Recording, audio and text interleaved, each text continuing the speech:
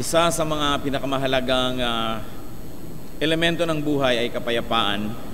Parang walang kakwenta-kwenta ang anumang ibang tinatangkilik natin o ari-arian kung hindi matahimik ang ating buhay. We want peace. We want peaceful lives. Kaya dapat po tayong matuto sa mga tao na payapa ang buhay. Kung oobserbahan natin ang mga tao sa ating paligid, ay hindi naman mahirap makita kung bakit yung mga payapa at tahimik ay ganun nga ang kalagayan. 8 practical things that peaceful people do. Hindi naman ibig sabihin na kung practical ay hindi na spiritual, pero binigyan po natin ng classification on a more spiritual plane, and here now are practical things that peaceful people do. Heavenly Father, we pray for your message. May you be our speaker, our God creator, our God sustainer, creator of heaven and earth, God of Moses, God of Abraham. We pray that you may speak to us. Patawarin niyo po kami sa aming mga kasalanan, linisin kami, Panginoon, hugasan, at nang sa ganun kami ay tahasang makalapit sa inyo. At nawa, pagpalain niyo kami ng mensaheng simple, subalit nakapagbibigay ng pagpapala at makapaglulugod sa inyo ang bunga. Protect us from lies, from falsehood, and from even the assaults and plans of evil men and evil spirits. We put ourselves under your protection, O God. May you move among us, accomplish your holy purpose, and lead us to greater godliness and peace. We thank you, we ask you, in the name of our Lord Jesus. Ano-ano nga po ba ang mga katangian ng mga at ginagawa ng mga taong mapayapa ang buhay? O kaya baligtarin natin, para maging mapayapa, anong dapat pinagagagawa? We are thinking about and talking about practical things that people do to be peaceful. Peaceful people stay away from fools. Number 1. To stay away from trouble, you have to stay away from troublesome people. Proverbs 14 verse 7, stay away from a foolish man, and of course from a foolish woman. Proverbs 13:20, a companion of fools suffers harm. Gaano karaming problema ang napunta sa buhay natin dahil sumasama tayo, nakikibarkada, nakikilapit sa mga taong punong-puno ng foolishness ang kanilang mga gawa. Fools magnetize trouble. And so to be peaceful and to avoid trouble, avoid foolish people. Another way to have a peaceful life is to avoid being number 1. It goes against the grain of common wisdom, if that can be called wisdom, because everybody wants to be number 1. But look what happened to everybody else who wanted to be and who won and became number 1. Did that really give them peace? And then everybody else who tried so hard and failed, did their trying give them peace? This is against common obsession. It is troublesome to achieve the number 1 position. Marami po mga tao na pahamak na ipinagbili ang kaluluwa, nakipag-away pati sa mga kaibigan at mga mahal sa buhay para lang number 1. Not a few people courted hell just to be number 1 or to get close to being number 1. Now, if it's so natural to you to be number 1, if it's effortless, then it's all right. But for us to deprive ourselves of peace, of friendship, of relationships, and destroy everybody else who may get in the way just to be number 1, it's not worth the trouble. It is troublesome to achieve it, and even more troublesome to keep it. Oras na naging number 1 ka na, ano nang gagawin mo ngayon para lang manatiling number 1? You become jealous of everybody. You become destructive of everybody who comes close and who might threaten your number 1 position. And what happens when you become number 1? You get isolated. That's the problem with those who are at the top. They get isolated. Even eagles who fly alone have to fly alone. And you know why eagles have to fly alone? Because they fly so high. Masyadong mataas ang lipad ng mga agila, ng mga lawin, kaya walang nakasasabay at lumilipad silang mag-isa. Mabuti pa yung mga maya-maya, mga bato-bato, tatalon-talon lang dyan, ang baba-baba ng lipad, maraming kasama. So, is it worth it to be number 1? Mga nanay, mga tatay na halos magpakamatay at patayin ng anak para maging number one ang anak. Ano tuloy ng tingin ng anak sa lahat ng classmate? Competitor. Wala na siyang kaibigan. Lahat na lang gusto niya lagi maging number one. Yung mga sinikap lagi maging number one. Well, we are not diminishing the value of being number one in some important fields of life. But the truth is, what does it really give the winner? At the end of the day, you're alone with your trophy. And if you have hurt so many feelings or isolated yourself too much, you say, is it really worth being number one? Peaceful people avoid too much visibility, too much popularity. Even the Lord Jesus Christ, who is supposed to be the Lord of peace, shunned public attention. That whenever he would heal people, he would always give them this very strict instruction, tell no one. Mark 1:45, ano nangyari when people did not obey him? Instead, he went out and began to talk freely, yung pinagaling, spreading the news. As a result, Jesus could no longer enter a town openly, but stayed outside in lonely places. Kabilin-bilin na ng Panginoon, huwag mong ipagsasabi, huwag mong ipamalita na pinagaling kita, pero hindi siya sinusunod. Anong nangyari? Because he became very visible and very popular, he could no longer enter a town openly. Pinagkakaguluhan siya, halos mag-riot. So nanatili na lang siya sa mga labas ng bayan kung saan siya ay nag-iisa, konti lang sila, alungkot. At mahirap din para sa mga taong hanapin siya dahil wala siya sa mga bayan-bayan. Peaceful people avoid too much height. The tallest tree attracts the lightning. Sabi ni Jose Rizal, ang pinakamatayog na puno ang umaakit ng mga kidlat. So why will you want to be the tallest tree? Maging sa Genesis 11:4-8, when people were attempting to build the tallest edifice they could make, then they said, "Come, let us build ourselves a city with a tower that reaches to the heavens, so that we may make a name for ourselves and not be scattered over the face of the whole earth." But the Lord came down to see the city and the tower the men were building. The Lord said, "If as one people speaking the same language, they have begun to do this, then nothing they plan to do will be impossible for them. Come, let us go down and confuse their language, so they will not understand each other." So the Lord scattered them from there over all the earth, and they stopped building the city. Kung sana naman ay gumawa na lang sila ng medium-rise tower, ng medium-sized city, hindi sana nila naakit ang negative attention ng Diyos. Pero sobra nilang gustong pagalingin ang kanilang sarili, sobra nilang maging makasarili at magsarili mula sa kalooban ng Diyos. So, pinaghiwa-hiwalay ang mga tao at natigil ang construction. Kapatid, ano po ang ginagawa ninyong tore ngayon na maaaring maglalayo at naglalayo lang pala sa inyo sa Diyos? Anong pangalan ng pilit yung pinapaganda at pinapataas at pinapaningning na yun pala hindi lang kaluguran ng Diyos, magiging dahilan pa para ka mapahiwalay, maging sa iyong pamilya, sa iyong mahal sa buhay? Gaano karaming tao ang sinikap na sumikat, yumaman, maging number one, pinakamataas, pinakakilala, and paid the premium of being separated from their loved ones? Kaya sinasabi natin, is it worth it? You want a life of peace? Do not try to be number one. Do not always try to be the tallest, to be the best. Because one, what will you get? You will only get enemies and jealousy.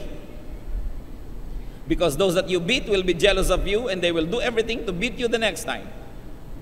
Bihira naman ang humahanga sa number one. Marami lang naiinggit. At maraming naghahangad. Kung nananahimik ang isang babae dyan, nananahimik ka, pero pag bigla ka naging binibining kang kungan 2006, ang daming DOM na maghahabol sa'yo. Kaya ang dami-daming beauty queen na laglag sa kamay ng mga dirty old men. Hindi nyo ba napapansin? Kung hindi sana sila naging mga beauty queen, baka matatahimik ang mga buhay. Is it really worth to be number one?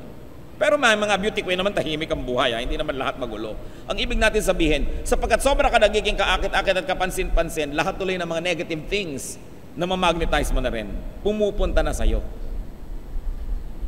Unless God calls you and gives you the difficult ministry of being number 1, just settle for being number 2, or 3, or 4, or 5. Huwag namang number 1,000 na out of 1,000.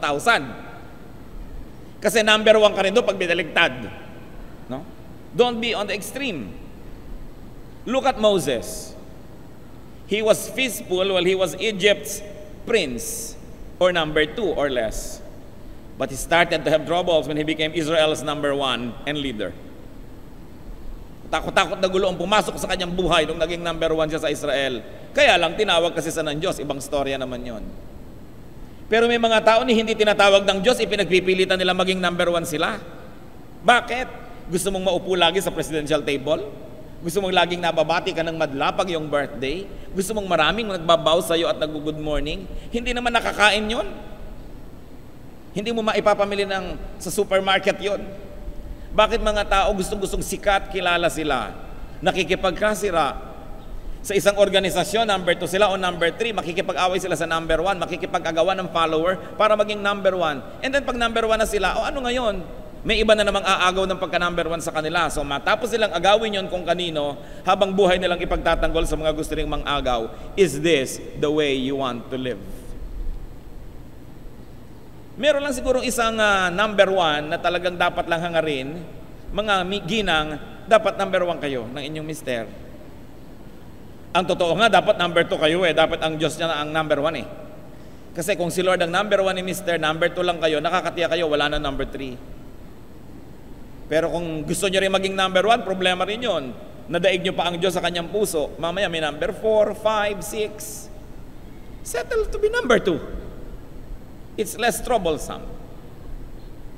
Peaceful people say no when needed. When it is needed to say no. Titus 2:11-12. For the grace of God that brings salvation has appeared to all men. It teaches us to say no to ungodliness and worldly passions. Gusto niyo po ng tahimik na buhay, dapat matuto kayong tumanggi. Marunong kayo magsabi ng no, hindi, no pwede.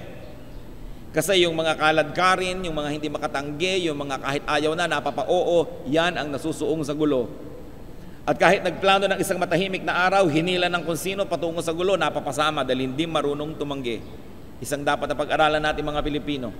Dahil sa ating kabutihang loob at kababaang loob, bihirang-bihira tayo na nakapagsasabi ng no kahit gusto na natin talaga magsabi nun. But the people of God should be ready to say no when you must. Peaceful people watch their emotion. In other words, people who will live in peace are not ruled by their feelings. Sa pagsunod dyan sa feelings na yan, kaya ang dami-daming buhay na gumusot. Minamahal ang hindi dapat mahalin, hinahanap ang di dapat hanapin, kinakalong ang di dapat kalungin, kaya nagkakagulo ang buhay. Titus 3:3, at one time we too were foolish, disobedient, deceived, and enslaved by all kinds of passions and pleasures. But the people of God who will have peace in their lives will know how to rule over their passions. Yung mga nararamdaman, tayo pa naman mga Pilipino masyadong emosyonal, kaya kailangan natututunan nating rendahan ang ating damdamin. Peaceful people plant good seeds. Therefore, they plan and anticipate and expect good harvests. Just the quiet anticipation alone of a good harvest already brings peace and joy. Pero pag nagtanim tayo ng masama, mga kapatid, there is always this feeling inside of you that is scared that what you plant, you might harvest. But you will harvest. Proverbs 11:18, he who sows righteousness reaps a sure reward. Galatians 6:7, a man reaps what he sows. Kung anong itinatanim, inaani. Ang mga taong mananahimik ang buhay, lalong-lalo doon sa mga bandang huli na panahon ng kanilang buhay sa mundo, yung mga tao na doon sa bandang una ay nagtanim ng mabuti, nagtanim ng maganda, sapagkat pagdating ng panahon, nag-uumpisa ka ng umani ng iyong mga itinanim, nadadagdagan ng iyong kapayapaan. Related to planting, peaceful people save, make, and keep savings. In other words, ang tunay na mga payapang tao, kadalasan may savings. Kung hindi man yung savings nila sa kagandahang loob na ginawa nila sa kapwa at alam nilang kung darating ang panahong sila yung mga ngailangan ay meron ding dadamay sa kanila, meron silang literal, financial, material savings. Bakit? Sabi sa Proverbs 6:6-8, "Go to the ant, you sluggard. Consider its ways and be wise.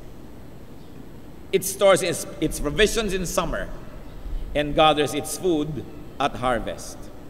Sabi, "Hoy tamad, tingnan mo yung langgam at suriin mo ang kanyang buhay. Nag-iipon siya ng pagkain sa tag-araw." Siyempre, yung concept ng tag-araw is in the other parts of the world where there is winter, where it's impossible to gather food. So pag summer, that's your short window, the short time in which you can gather food. Sabi yan, ang mga langgam sa summer, sa tag-araw, nangongolekta ng pagkain, hindi sa tag-ulan na aanurin sila ng ulan o ng baha. Pag dumating ng mga ulan, nandun na sila sa mga lungga nila, tahimik na, at kinukwenta-kwenta na nila yung mga naipon nilang pagkain na sapat sa buong panahon ng tag-ulan o taglamig. And they gather their food at harvest. Kailan ka nga naman dapat maghanap ng mga makakain, nag-iipon sila ng mga buto, mga nahulog ng mga kung ano-anong mga bunga ng mga puno, dahil sa panahon ng harvest nila ginagawa yan kung saan pinakamaraming available food to gather. How can we learn from the ants? Kailan po tayo dapat mag-ipon para sa pangangailangan natin? Dapat habang bata-bata ka pa. Young adults, very especially, it's time to save and plan for your retirement. Because when you start to save and plan for it when you're 70, that's probably still possible, pero medyo mahirap na yan. Pag lumampas ka na sa tanghaling tapat ng iyong buhay, sa harvest time ng iyong buhay, sa kalakasan mo, mahirap na magpundar, bagamat hindi naman imposible. Pero dapat iniisip na yan ng mga young adults. Mga anywhere from 25 to 35, dapat ang iniisip nyo ay hindi puro mag-load ng cellphone, hindi puro maghanap ng kung saan kapihan dyan na hindi na kayo makatulog, kakakape dahil uso. No? Kundi mag-ipon-ipon na, mag-ayos-ayos na. Yun daw babae na na pinag-uusapan sa Proverbs 31, ang sabi dito sa verse 25, "She is clothed with strength and dignity. She can laugh at the days to come." Bakit niya mapagtatawa na ng mga darating na araw? Ano ba yon? Yung pagtanda niya, yung pagdating ng mga rayuman niya, yung pagdating ng tumataas ang kanyang mga uric acid, lahat na. Yung siya ay kailangan na sigurong ma-wheelchair o siya ay kailangan ng mga nurses at mga gamot at maintenance medicine at kung ano-ano. Why can she laugh at the days to come? Kasi may inipon. Paano mo mapagtatawanan yung darating kung wala ka ang inipon? Siguradong iyak ang isasalubong mo doon. Kaya sapat po ang mga example sa Bible na bagamat tayo espiritual, pero huwag natin kakalimutan nakatira tayo sa lupang katawan na ito na kailangan pakainin, kailangan bigyan ng gamot, kailangan takpan ng kumot kung maginaw, magkaroon ng jacket, magkaroon ng payong, kailangan magbayad ka ng kuryente, ng tubig at kung ano-ano pa. Kaya sabi po ni Solomon sa Ecclesiastes 10:19, "Money is the answer for everything." Gaano karaming suliranin ng tao ang malulutas kung may pera lang sila? Ang dami. Kaya hindi ko mo tayo Kristiyano, mamaliitin nyo yung pera. Part of spirituality is to work hard, to gather, so that when times come, we can laugh at the days to come. We should make it a goal to be able to laugh at financial problems to come. Dahil handa ka. Hindi yung kung kailan ka mamamatay, itutumba mo na lang yung bangkay mo sa iyong mga kamag-anak, bahala na sila. Hindi kung pag nagkasakit ka, ihihiga mo na lang yung katawan mo doon, bahala na rin yung mga tao.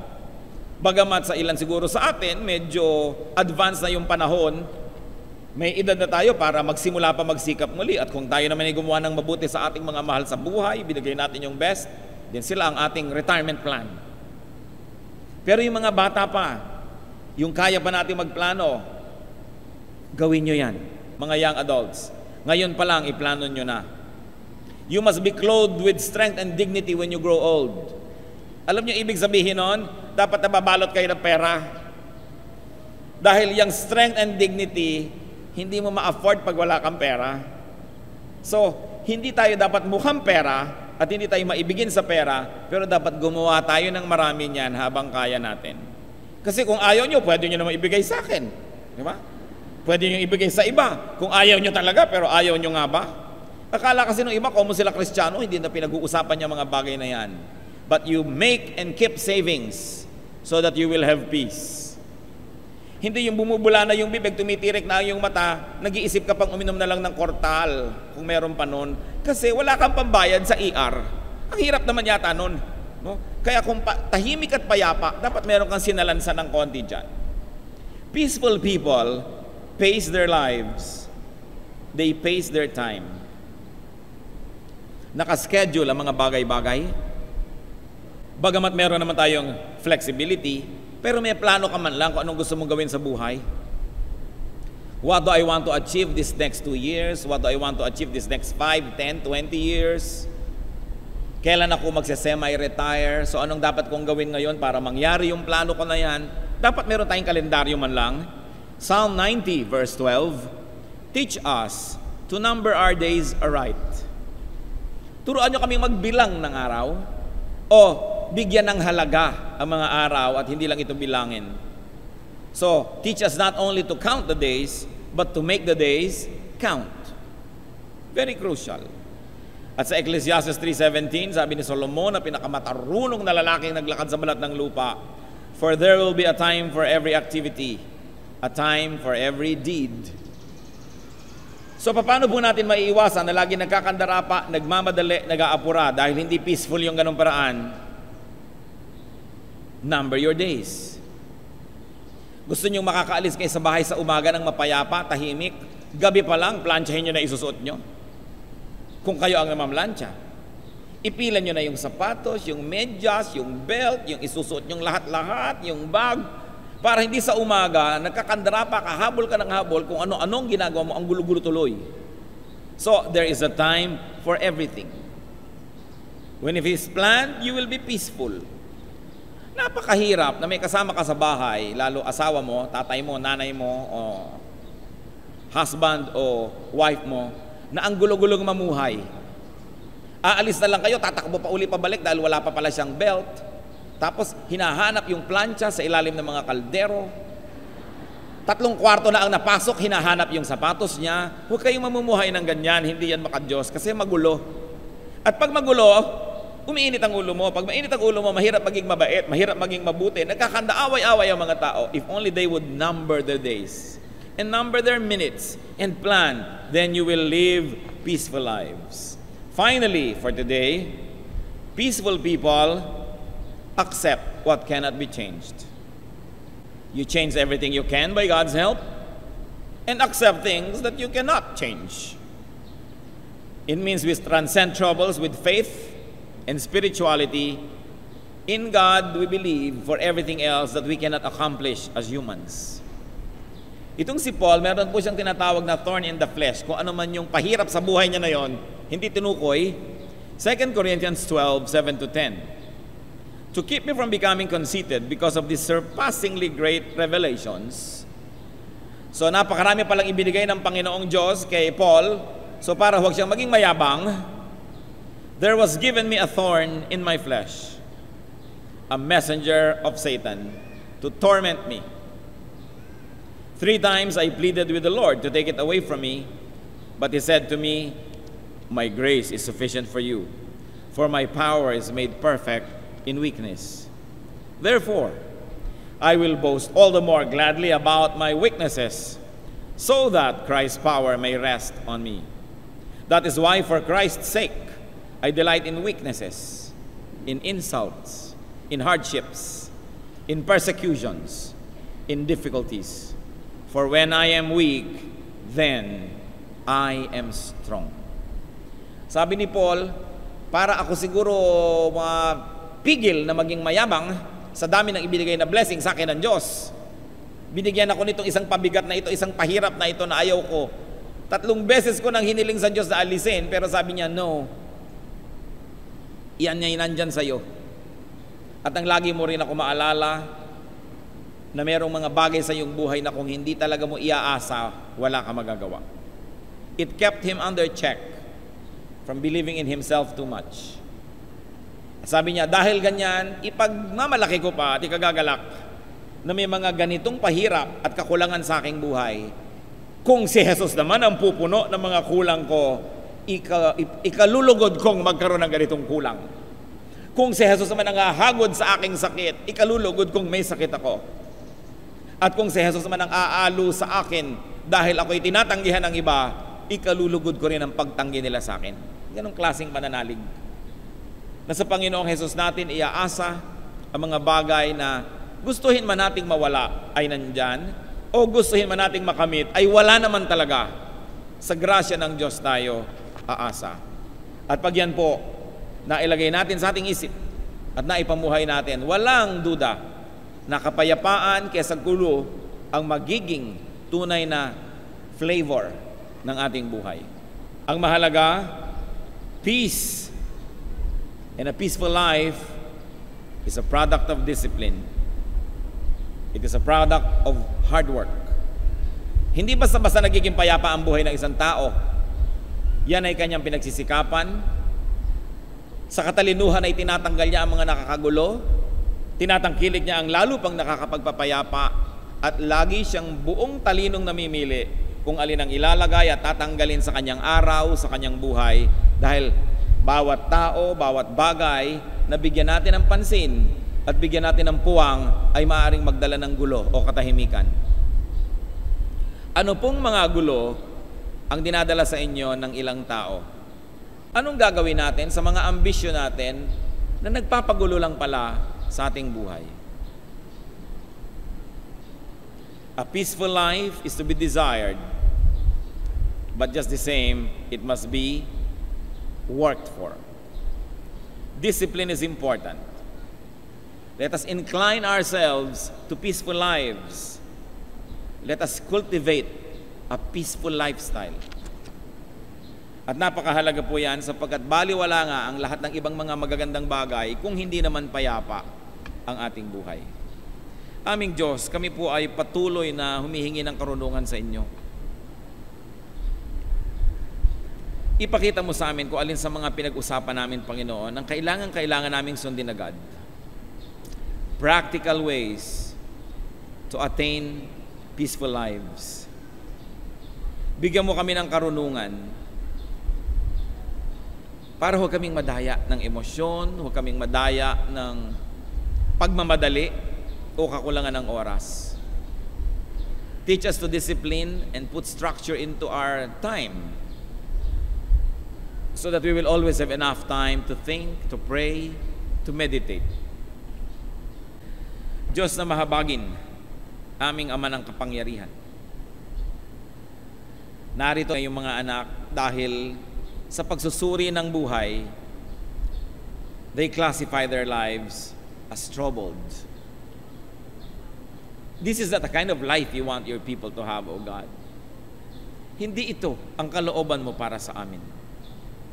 Hinihiling namin ngayon, Panginoon, ang kapangyarihan mo. Unang-una, we're asking, Lord, according to your love, according to your kindness, to give relief to these people.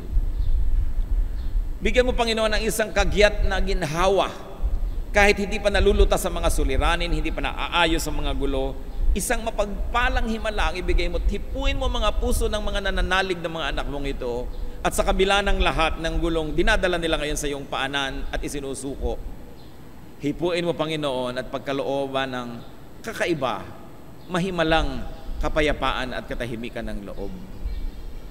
This is not beyond you. You are the God of power. And we ask you, Lord, to give relief, especially to those who have been pressured and vexed for long, too much by troubles.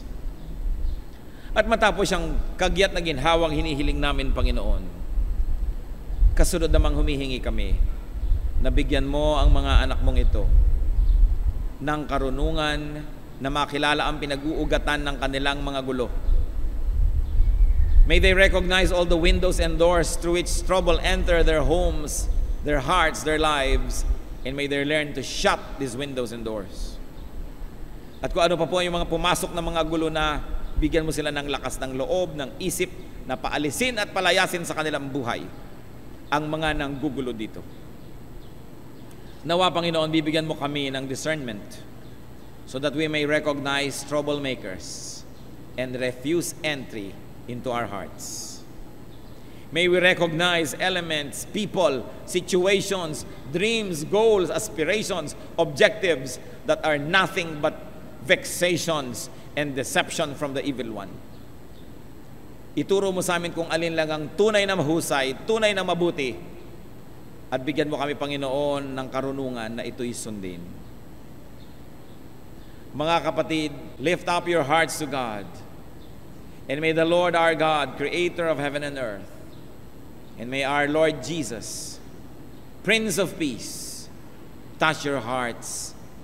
Open your minds to the solutions to these troubles and give you the strength, the courage, the wisdom to find peace in your life. As you believe in the Lord, as you claim the answer to this prayer, may peace reign in your hearts. Patuloy tayo sa diwa ng panalangin lahat.